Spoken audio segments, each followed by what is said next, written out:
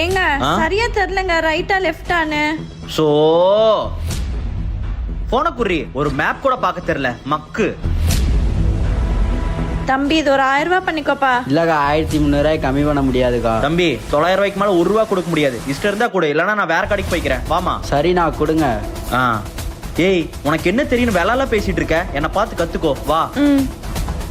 அண்ணா 2 kilo chicken கொடுங்க, இதுல 600 ரூபாய் இருக்கு. ஏய் மக்கு 2 கிலோ சிக்கன் 400 ரூபாய் தாண்டி, எதுக்கு 600 ரூபாய்? தம்பி முதல்லயே 1 கிலோ சிக்கனுக்கு காசு தரணும், அதையும் சேர்த்து 600 ரூபாய் ஆச்சு. சார் என்னதான் ப்ராஜெக்ட் விஷயமா ஃபாரின் அனுப்புறேன்னு சொல்லியிருந்தீங்க. சபரீஷ் பிரதீப்பே போயிட்டு வந்துட்டோம் சபரீஷ்.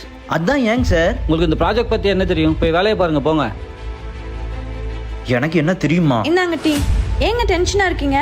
உனக்கு சொன்னா மட்டும் புரிஞ்சிருமா? போய் வேலை பாரு மக்கு. உனக்கு ஒரு டீ கிளாஸ் கூட ஒழுக்கமா தர தெரியாதாடி மக்கு?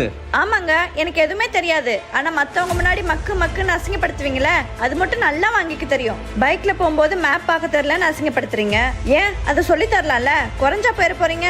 என்னைக்காச்சும் ஒரு நாள் உங்களை பார்த்து உனக்குலாம் எதுவுமே தெரியாது அப்படின்னு சொல்லுவாங்க பாருங்க, அப்பதான் உங்களுக்கு என் வழினா என்னன்னு புரியும். உங்களுக்கு இந்த ப்ராஜெக்ட் பத்தி என்ன தெரியும்? போய் வேலையை பாருங்க போங்க.